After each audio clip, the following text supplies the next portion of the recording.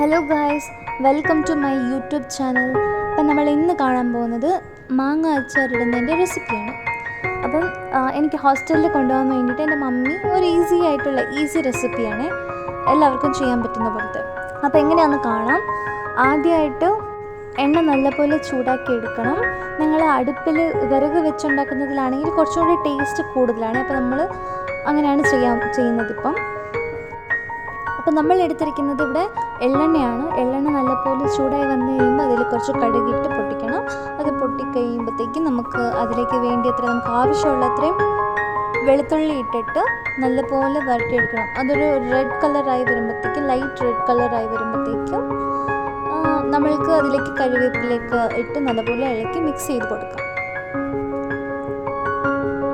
അത് കഴിഞ്ഞ് അതിലേക്ക് നിങ്ങൾക്ക് ആവശ്യമുള്ളത്രയും റെഡ് ചില്ലി ഇട്ട് കൊടുക്കാം കേട്ടോ. നമ്മൾ കുറച്ച് കൂടുതൽ ഇട്ടിട്ടുണ്ട്, നിങ്ങൾക്ക് അളവിനനുസരിച്ച്. എൻ്റെ മമ്മി കുറച്ച് എക്സ്പേർട്ട് ആയതുകൊണ്ട് വെറുതെ മമ്മിയുടെ ഒരു കണക്കനുസരിച്ച് മമ്മി റെഡ് ചില്ലി ഇട്ടിട്ടുണ്ട്.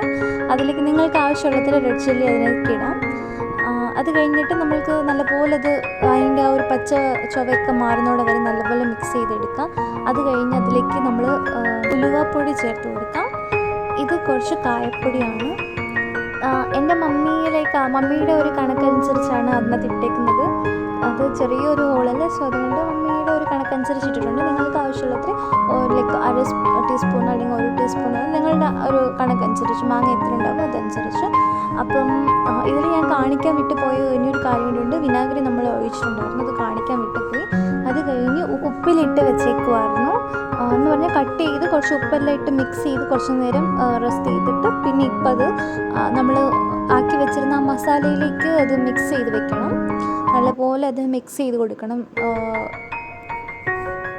ഒരു കാര്യം ശ്രദ്ധിക്കണം, മസാല ഓൾറെഡി ആക്കി വെച്ചത് നമ്മൾ സ്റ്റവിൽ നിന്ന് എടുത്ത് താഴെ ഇറക്കി വെച്ചിട്ട് വേണം മാങ്ങ നല്ലപോലെ ഇട്ട് മിക്സ് ചെയ്യാനായിട്ട്. ഇതിൽ നിങ്ങൾ കായപ്പൊടി പിന്നെ ഉലുവപ്പൊടി വിനാഗിരി യൂസ് ചെയ്യുമ്പോൾ നിങ്ങൾക്ക് അതിന് ടേസ്റ്റ് അനുസരിച്ച്, അതായത് മാങ്ങയ്ക്ക് കൂടുതൽ പുളി ഉണ്ടെങ്കിൽ അപ്പോൾ നിങ്ങൾക്ക് വിനാഗിരി അതിനനുസരിച്ച് ചേർത്ത് കൊടുക്കാം. ടേസ്റ്റിനനുസരിച്ച് ഓരോരോ കാര്യങ്ങൾ നിങ്ങൾക്ക് ആഡ് ചെയ്ത് കൊടുക്കാം. നമ്മളിപ്പോൾ നമ്മുടെ കയ്യിൽ ഉള്ളത് വെച്ച് നമ്മൾ കുറച്ച് ഈസി ആയിട്ട് പെട്ടെന്ന് ചെയ്തെടുക്കാൻ പറ്റുന്ന രീതിയിൽ എന്ന് പറഞ്ഞാൽ കുറച്ച് കൂടുതൽ ദിവസം അത് യൂസ് ചെയ്യാൻ പറ്റുന്ന രീതിയിലാണ് നമ്മൾ ആക്കിയെടുത്തിരിക്കുന്നത്. കൂടുതൽ ഓയിലൊന്നും നമ്മൾ യൂസ് ചെയ്തിട്ടില്ല. അപ്പോൾ ഇതാണ് നമ്മുടെ ഫൈനലായിട്ട് ആക്കിയെടുത്തിരിക്കുന്നത്. നല്ല ടേസ്റ്റായിരുന്നു, ഒരു രക്ഷയില്ല. കുറച്ച് നല്ല കഞ്ഞി കിട്ടുവാണെങ്കിൽ അതിലൊക്കെ ചേർത്ത് കഴിക്കാൻ സൂപ്പറായിരിക്കും. അപ്പം എല്ലാവരും ഇഷ്ടപ്പെട്ടാൽ ഷെയർ ചെയ്യുക, ലൈക്ക് ചെയ്യുക.